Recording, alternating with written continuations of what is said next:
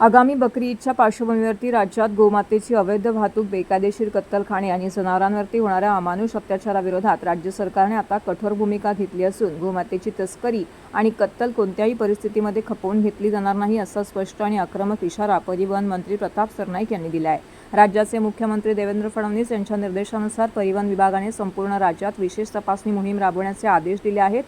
सर्व प्रादेशिक परिवहन अधिकारी, उपप्रादेशिक अधिकारी, सीमा तपासणी नाके तसेच वाहतूक यंत्रणेला 25 मे ते 28 मे 2026 या कालावधीत युद्धपातळीवरती कारवाई करण्याच्या सूचना देण्यात आलेल्या आहेत। मंत्री प्रताप सरनाईक म्हणाले की उपमुख्यमंत्री एकनाथ शिंदे यांच्या प्रयत्नातून राज्याचे देशी गायीला राजमाताचा सन्मान दिला आहे। हिंदू समाजासाठी गोमाता ही श्रद्धेची आणि संस्कृतीचा विषय आहे। अशा पवित्र गोमातेची कत्तल करून तिची अवैध वाहतूक करणाऱ्यांना आता कायद्याचा कठोर धडा शिकवला जाईल। ते पुढे म्हणाले की विशिष्ट सणांच्या काळात गोमातेची तस्करी वाढते, गोवंशाला कोंबून उपाशी ठेवून अमानुष पद्धतीने वाहनांमध्ये भरलं जातं। हा केवळ कायद्याचा भंग नसून हिंदू समाजाच्या श्रद्धावरती घाला आहे। अशा गो तस्करांविरोधात कठोरात कठोर कारवाई करण्यात येईल असं देखील त्यांनी यावेळी सांगितलं आहे।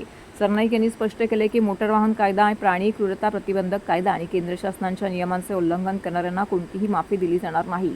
नियमबाह्य वाहतूक करणारी वाहनं थेट जप्त करण्यात येतील। या मोहिमेमध्ये परिवहन विभागासोबत स्थानिक पोलीस, वाहतूक पोलीस, पशुसंवर्धन विभाग, विविध गोसेवा व प्राणी कल्याण संस्थांचा समन्वय साधण्यात येणार आहे।